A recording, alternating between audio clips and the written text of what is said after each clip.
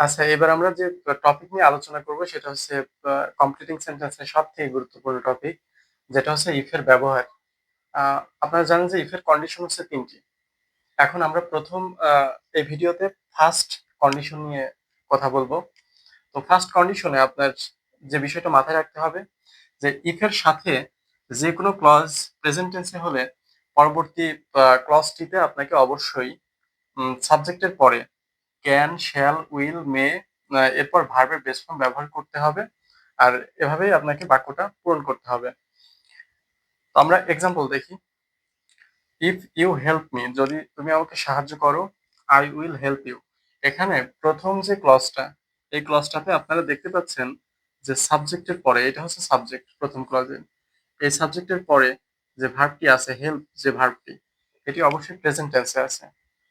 এর কারণে আমরা পরবর্তী ক্লজটা মানে এই ক্লজটাতে দেখতে পাচ্ছি এই যে সাবজেক্ট, আই যে সাবজেক্ট এর পরে যে ভার্বটি দেয়া আছে সেটা হচ্ছে উইল।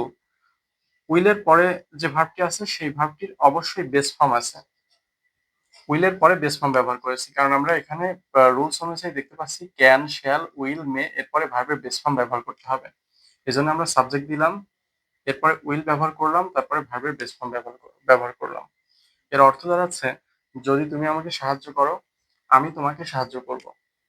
আরেকটা উদাহরণ আমরা দেখতে পারি যে if you go to market, যদি তুমি বাজারে যাও, you can buy a shirt, তুমি একটি শার্ট কিনতে পারো। এখানে আমরা দেখতে পাচ্ছি ইফ এর পরে যে সাবজেক্ট আছে, এই সাবজেক্টের পরে যে ভার্বটি আছে এটি প্রেজেন্ট টেন্সে আছে।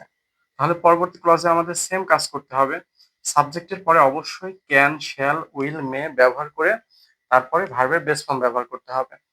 তো ক্যানের পরে এই যে বাই শব্দটি আছে এটি অবশ্যই ভার্বের বেস ফর্ম আছে। বাই শব্দের অর্থ হচ্ছে কেনা।